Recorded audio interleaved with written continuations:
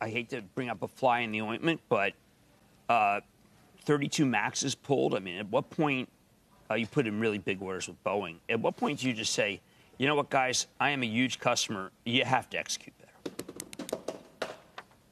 Yeah, this is obviously disappointing. It's a manufacturing issue, and it's fairly minor, fairly straightforward, but, you know, we just can't afford to have any ill consequence here. So I think everybody's operating out of an abundance of caution. We're working with Boeing to get a service bulletin out and get the FAA to issue an airworthiness directive so we can get to work and get them back in the air. So it's not a real complex, lengthy issue at all.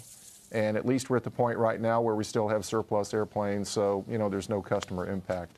But, yeah, we need to obviously execute here and have, you know, our supplier execute, that is, and get back to business. And, you know, we need the MAX. It's just in time because business is starting to pick up. You know, Gary, you've been so candid with us over the years about the MAX. Pre-COVID, you came on the show and said, we have one issue, and it's the MAX.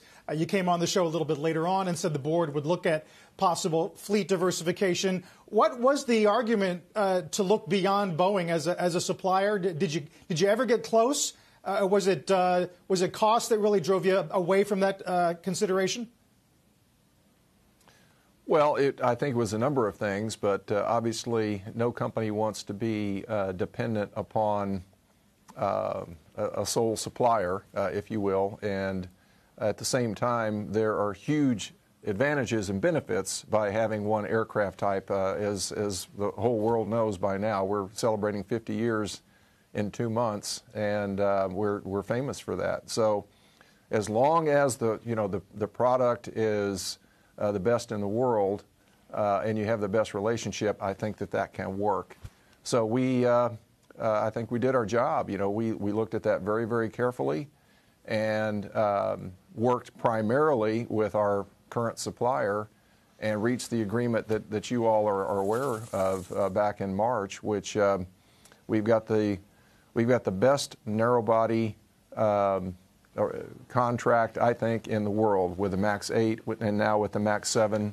We need to have two versions of the 737, a larger 175-seater and something more in the 150-seat range.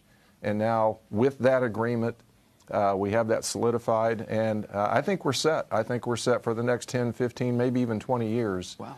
And I'm very, very excited about that. So there are huge advantages on the cost side, on the operational side, and, you know, being expert in one thing seems like it's safer to me as well. So in any event, we're very pleased with where we are, and Boeing's a great company, and have no doubt they'll continue to do a great job for us.